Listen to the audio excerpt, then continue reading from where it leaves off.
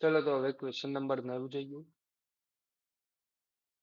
એમાં આપણને આ આલેખ આપેલો છે, એના પરના 3 બિંદુ આપેલા છે અને આપણે આમાંથી એનું સમીકરણ શોધવાનું છે.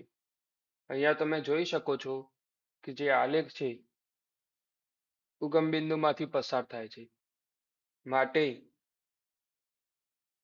અહીંયા x plus y equal to 6 નહીં આવી શકે અને x plus y equal to minus 6 નહીં આવી શકે.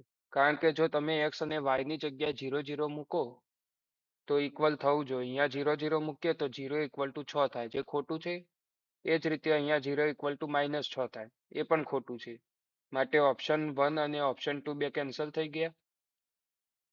હવે આપણે ઓપ્શન 3 અને 4 માટે ચેક કરીએ. એના માટે આપણે આ ત્રણમાંથી કોઈ પણ બિંદુ એની વેલ્યુ એટલે x અને y ની જગ્યાએ મૂકશું. પરંતુ 0 0 માટે તો બંને સરખા સાચા પડશે. એટલે આપણે હવે 2 4 માટે ચેક કરીએ. તો ચલો 2 4 માં જોઈએ. અહીંયા લખેલો ક્વેશ્ચન 9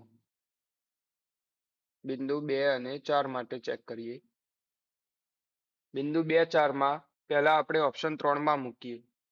તો એના અંદર y છે એ 2x છે. તો અહીંયા y ના જગ્યાએ 4 આવશે. અહીંયા 2 એમ ના એમ અને 2 ગુણ્યા x ની વેલ્યુ એટલે 2. તો 4 થઈ જાય છે. માટે ઓપ્શન 3 આપણો સાચો આન્સર છે. તમારે ચેક કરવું હોય તો કરી શકો છો. ઓપ્શન 4 જે આવશે એ ખોટો આવશે. ચલો હું તમને બતાવી દઉં. એમાં પણ આપણે 2 ને 4 ને મૂકી જોઈએ. એમાં છે x બરાબર 2y. અહીંયા x ના જગ્યાએ 2 મૂકીએ, 2 એમ ના એમ અને y ના જગ્યાએ 4 મૂકીએ તો આ 8 થાય છે, જે ખોટું છે. 2 બરાબર 8 ના થાય. એટલે ઓપ્શન 4 પણ ખોટો છે. માટે ઓપ્શન 3 એ સાચો આન્સર છે. ચલો હવે એના પછીનો જોઈએ. ક્વેશ્ચન 10. નીચેના દરેક સમીકરણનો આલેખ દોરો તથા દરેક આલેખનું x અક્ષ સાથે તથા y અક્ષ સાથેનું છેદબિંદુ શોધો. તો આમાંથી 8 છે ટોટલ. બધા હું નથી કરાવતો. ચલો પહેલો જોઈએ. એમાં કીધું છે આલેખ દોરવાનો છે. એના માટે આપણે પહેલા છેદબિંદુ શોધવા પડશે x અક્ષ અને y અક્ષ સાથેનું.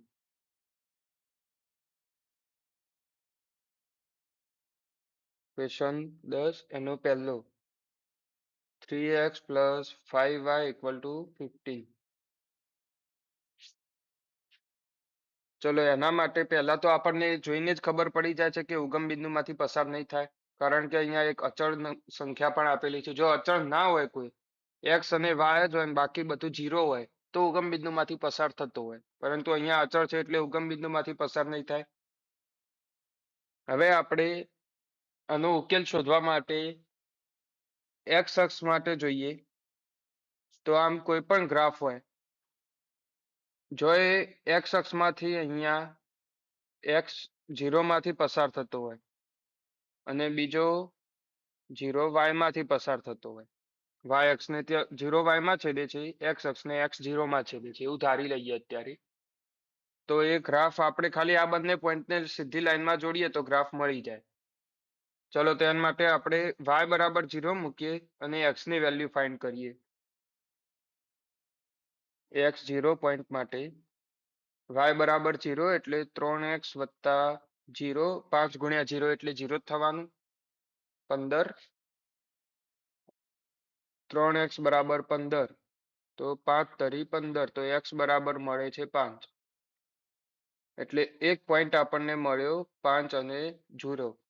હવે બીજો પોઈન્ટ જોઈએ 0y. હવે અહીંયા x બરાબર 0 મૂકવાનું છે. તો 0 પ્લસ 5y બરાબર 15.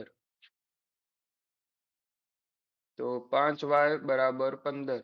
5 તરી 15 તો y બરાબર 3. અહીંયાથી પોઈન્ટ મળ્યો આપણને 0 3. તો અહીંયા આપણે 5 લઈ લઈએ, અહીંયા 3 લઈ લઈએ તો કોઈક આવી રીતનો ગ્રાફ આપણને બનીને મળશે.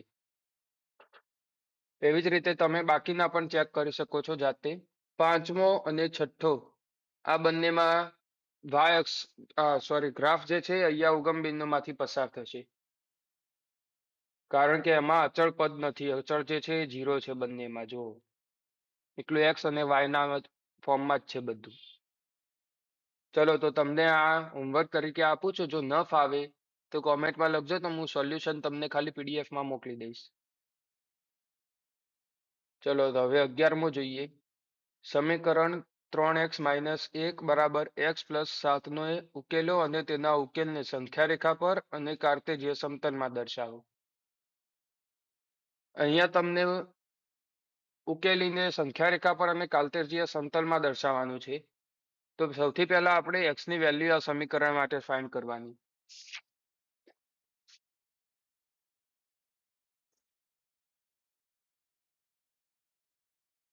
ચલો ક્વેશ્ચન નંબર 11 માં 3x-1 બરાબર x પ્લસ 7.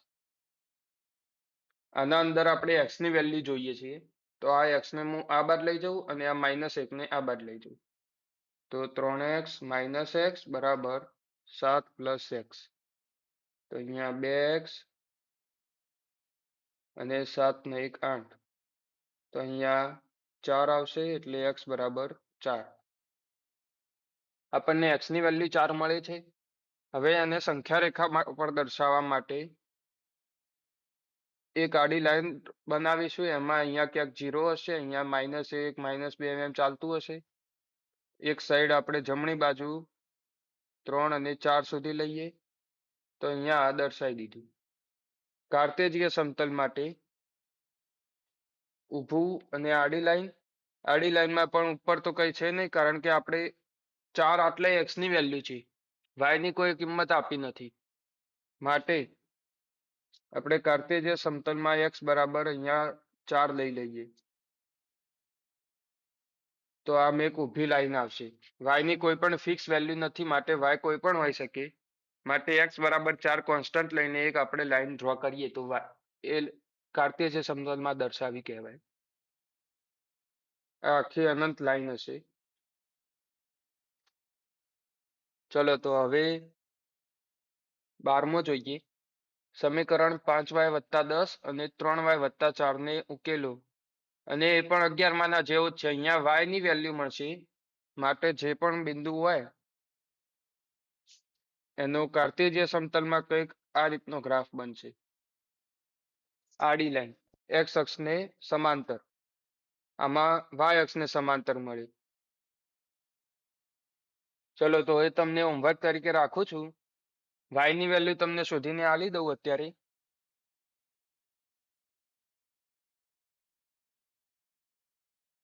અહીંયા તમે વિડીયો પોઝ કરીને પહેલા એકવાર જાતે ટ્રાય કરો. જો ના થાય તો વિડીયો આગળ દોડાવીને ચેક કરી લો. ફાઇનલ આન્સર તમારો ખોટો હોય તો પછી પદ્ધતિ જોઈ લેજો. કરું છું હવે ચાલુ.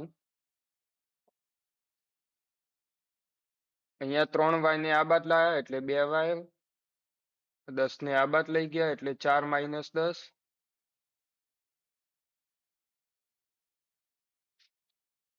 અહીંયા -6.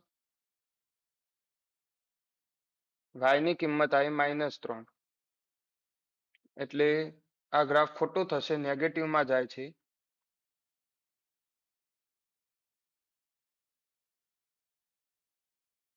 સંખ્યા રેખા પર તો તમે ઊભી સંખ્યા રેખા બનાવીને 0 થી નીચે -2 દર્શાવી શકો છો. ચલો તો એન પછીનો જોઈએ. એક શહેરમાં રિક્ષા ભાડું આ પ્રમાણે છે. પ્રથમ કિલોમીટર માટે 10 રૂપિયા. ત્યારબાદના દરેક કિલોમીટર માટે ભાડું 3 રૂપિયા પ્રતિ કિલોમીટર છે. કાપેલ અંતર x કિલોમીટર અને કુલ ભાડું y રૂપિયા હોય. આ લઈને માહિતી દ્વિચલ સૂચક સમીકરણ બનાવો. તેનો આલેખ દોરો. આલેખમાંથી 4 કિલોમીટરની મુસાફરી માટે થતું કુલ ભાડું શોધો.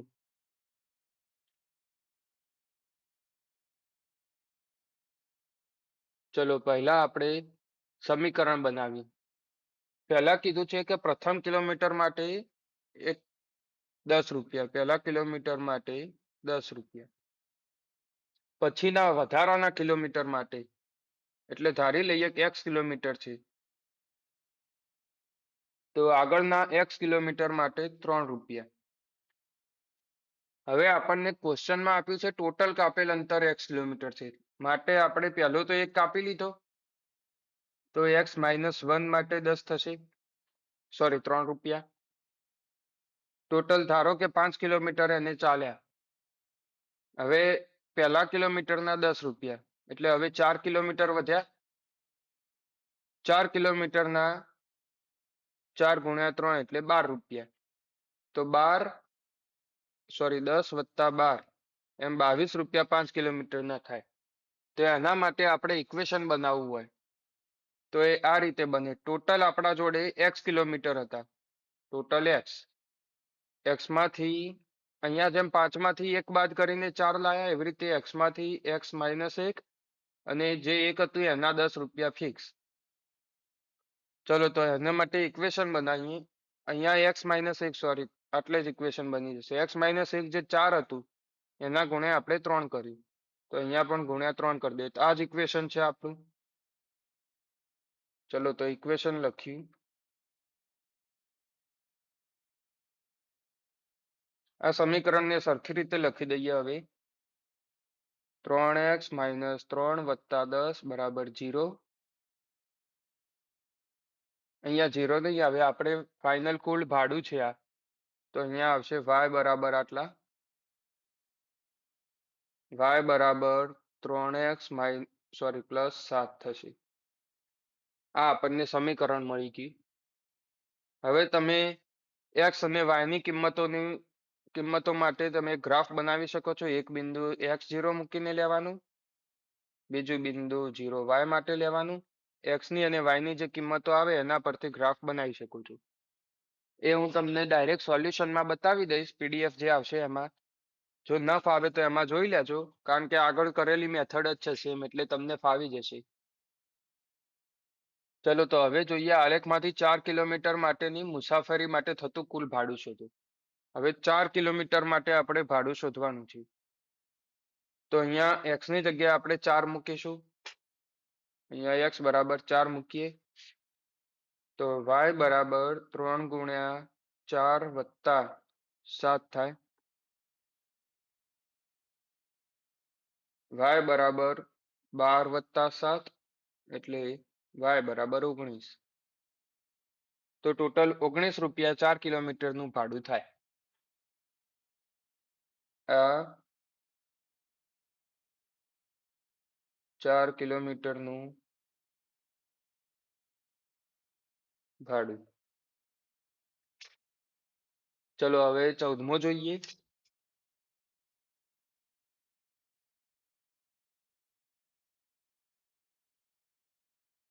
શાળાના એક પર્યટન માટે બસનો ખર્ચો 200 રૂપિયા છે, તથા વિદ્યાર્થીઓ અલ્પાહારનો ખર્ચો વિદ્યાર્થી દીઠ 30 રૂપિયા છે.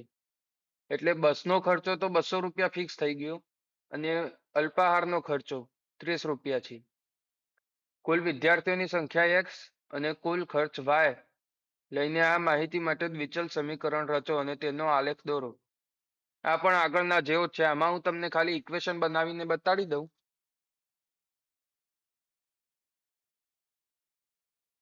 બસનો ખર્ચો 200 રૂપિયા પર વિદ્યાર્થી દીઠ, એટલે x વિદ્યાર્થી છે તો x વિદ્યાર્થી માટે એક વિદ્યાર્થી માટે 30 રૂપિયા, તો x માટે 30 ગુણ્યા x એટલે 30x રૂપિયા. તો ટોટલ જે ખર્ચ આવે y બરાબર 30x વત્તા બસનો એટલે 200. આ તમારું સમીકરણ છે. જો પર્યટન પર જતા વિદ્યાર્થીઓની સંખ્યા 40 હોય તો કુલ ખર્ચ શોધો. અહીંયા ટોટલ 40 વિદ્યાર્થીઓ માટે કહ્યું છે, તો x બરાબર આપણે 40 મૂકીને જે y ની કિંમત આવે એ સાચો આન્સર છે. આનો તમે આન્સર કોમેન્ટમાં લખજો. હું તમારો આન્સર જો સાચો હશે તો લાઈક કરી દઈશ. ચલો તો હવે 15મો જોઈએ. x અક્ષને સમાંતર હોય તથા y અક્ષથી નીચે તરફ 3 એકમ અંતરે હોય તેવી રેખા દોરો તથા તેનું સમીકરણ જણાવો.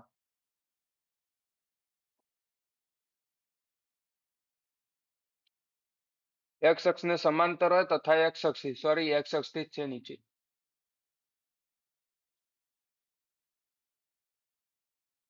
અહીંયા આપણને એક્સ અક્ષને સમાંતર કીધી છે એટલે કોઈ પણ લાઈન આડી હશે આવી રીતની અને એક્સ અક્ષથી નીચેની તરફ 3 એકમ એટલે એક્સ અક્ષથી નીચે 1 2 અને 3 એકમ. આ રહી આપણી એક્સ અક્ષ છે. આ વાય અક્ષ છે. આ જે લાઈન આવી એ 3 એકમ નીચે છે એટલે અહીંયા 3 અહીંયા એમ જોઈએ તો 2 આ બધા માઇનસ આવશે હો અને -1 આવી લાઈન બને. હવે આપણને કહ્યું છે કે તેવી રેખા દોરો જે આપણે દોરી અને તેનું સમીકરણ જણાવો. અહીંયા આપણને દેખાય છે કે y ની વેલ્યુ જે આવે y નો સંખ્યા એ કોન્સ્ટન્ટ આવે છે. તો અહીંયાની રેખા માટે પણ y બરાબર અહીંયા જે છે એના એજ -3 આ એનું સમીકરણ થઈ ગયું. હમણાં આપણે આગળ એક જોયો તો એ ટાઈપનો જ છે. એમાં y અક્ષને સમાંતર હતી આ x અક્ષને સમાંતર છે. ચલો એન પછીનો જોઈએ.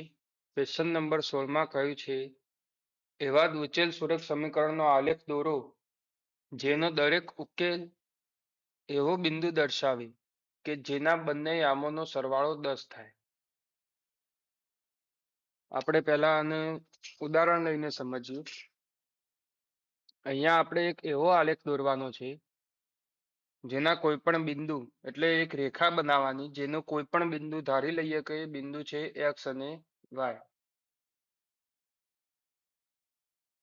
તો અહીંયા કહ્યું છે કે જેના બંને યામોનો સરવાળો 10 થાય એટલે x વત્તા y બરાબર 10 કરવાનું છે આપણે. અહીંયા ઉદાહરણ લઈને તમને બતાવું. ધારો કે એક બિંદુ છે 1 અને 9 અહીંયા જોઈએ તો 1 વત્તા 9 10 થાય છે. એ જ રીતે 2 8 3 7 એવી રીતે ચાલે જાય તો બધાનો સરવાળો 10 થાય છે. તો આપણે એવી એક રેખા બનાવવાની છે જેનો સરવાળો 10 થાય યામોનો સરવાળો. તો અહીંયા આપણને એનું ઇક્વેશન તો મળી ગયું x વત્તા y બરાબર 10. હવે એને આપણે આના સંખ્યા રેખા પર દર્શાવવા માટે સોરી કાર્ટેશિય સમતલમાં દર્શાવવા માટે x અને y માટે બિંદુઓ શોધીએ. તો પહેલા આપણે x ને 0 મૂકીએ સોરી y 0 મૂકીએ તો x ની વેલ્યુ આવે એ 10 આવે અને 0 y માટે y ની વેલ્યુ આવે એ 10 આવે. તો અહીંયા હવે સમતલમાં દર્શાવી દઈએ. આટલે ને આટલે 10 10 છે અહીંયા 10 અને અહીંયા 10. તો આ રહી લાઈન થશે. હા એનો આલેખ છે. સ્વાધ્યાય 4 હવે આપણે નેક્સ્ટ વિડીયોમાં કરીશું. ત્યાં સુધી તમે આગળના જેટલું કરાયું છે એની પ્રેક્ટિસ કરી રાખજો.